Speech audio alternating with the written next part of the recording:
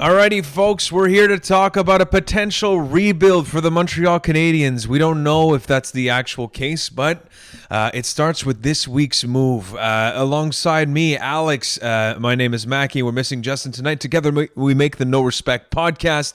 All right, starting with this week's move. Does it indicate for us that we've got our buddy Bob that's on the case for the Montreal Canadiens? And Bob and Kent Hughes do have a similar look in this one. But yes, let's start from there. Tyler Toffoli, no longer a part of the Montreal Canadiens organization. Let's get your initial thoughts. We made a quick video on this, but Alex, how do you think? What do you think about this move? I think the initial impression was what the whole of the Twitter world was thinking, that they were sad to see him go. We saw the relationships with Caulfield, Suzuki. He played that father figure to them. And there was even a quote from Martin St. Louis today saying that there was no official captain, but it looked like Toffoli was that unofficial captain in the room. So first impressions are sad to see him go, but we have to look at it from a team hockey standpoint. And like you said, this may be a sign of a rebuild. We're getting decent value back. That first round pick will hopefully be important. Hopefully we hit on that one with our revamped scouting team. And the prospect coming back, some people were disappointed to not see a guy like Peltier coming back. But Heineman, we've seen some people dig deeper, say there's some potential there, some Lehkonen comparables. So I think we got fair value. It sucks to see Toffoli go, but didn't really line up with the possible rebuild for this team.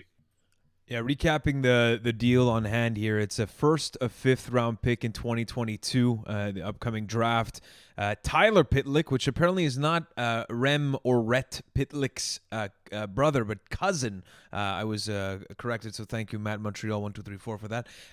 And the last part of that is Heineman. So, are you happy with this deal? Do you feel like this was enough? I know that you said like it seemed like fair value, but would you have wanted more? Do you think that with the current market, did you feel like you should wait? Like, I let me get your thoughts.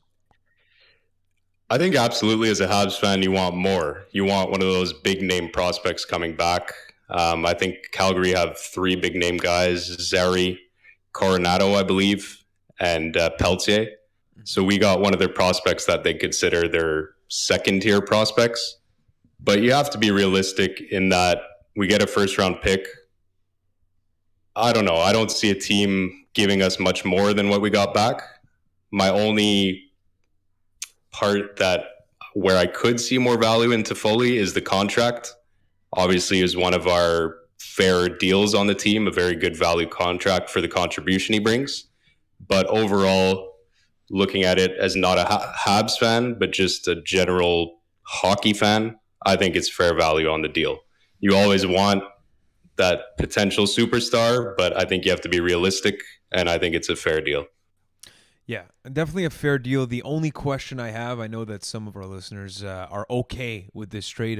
Think about Morgan, but would it have been a better strategy to have waited closer to the deadline and then trade Tyler Toffoli, where there's maybe a little bit more of a race? Maybe there's some information or strategization that's not a word, but you know what I mean. Yeah. That could have been into play here. That wasn't necessarily. I would assume that they did their due diligence and got a sense of the market, but that's one question I have. It's absolutely possible. Maybe in a few months, we're going to look back at it, see a guy like JT Miller go, who is probably a better player than Toffoli, but we might say, oh, we could have gotten more.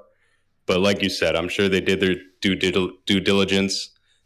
And in hindsight, you never know what's going to happen. Maybe Toffoli's the only guy who ends up being moved and we come out ahead. Yeah.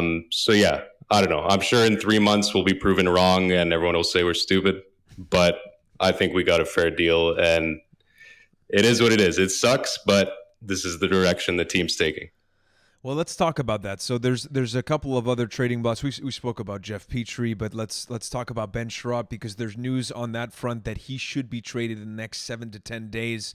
We don't have his picture, but actually Christian Dvorak, who we traded for this summer, is also potentially a part of that group. But there's more confirmation on the fact that Ben Sherratt, and it makes a lot of sense that Ben Sherratt would be moved, especially with his value being probably at the highest that it can be with the Montreal Canadiens in this context. So alongside of him, there's Arturi Lehkonen, and the funny part about this is that the draft or the prospect that we got in the deal from Calgary has him as a comparable to Hyndman. So some stats here between the two. I'm not going to go too much into detail here unless, Alex, you wanted to, but somewhat comparable.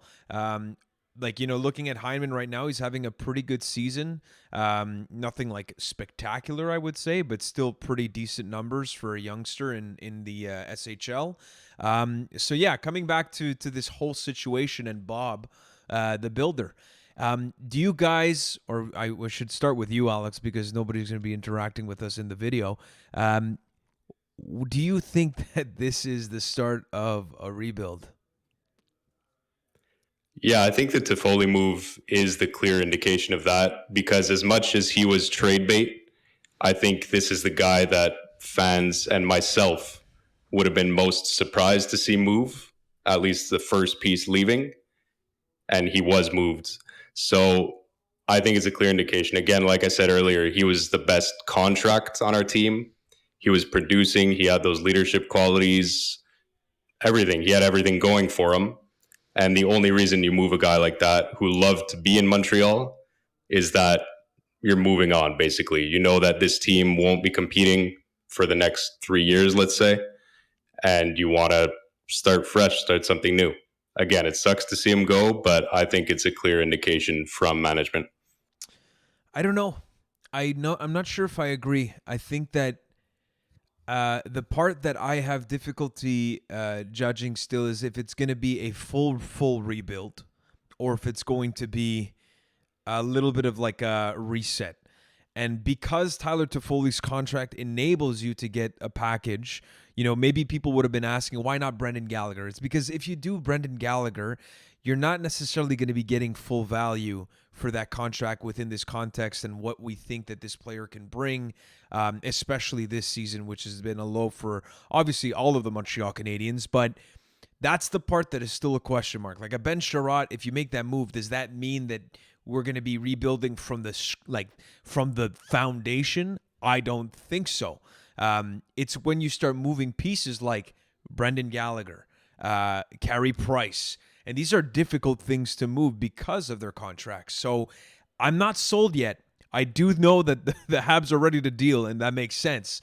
But I don't know if it's a rebuild. But let us know what you guys think, because this is where things get interesting. And so that's what we're coming up with, the trade deadline. How many moves are we going to make? We don't know yet, but it's probably going to be a lot. So that's a quick one for today.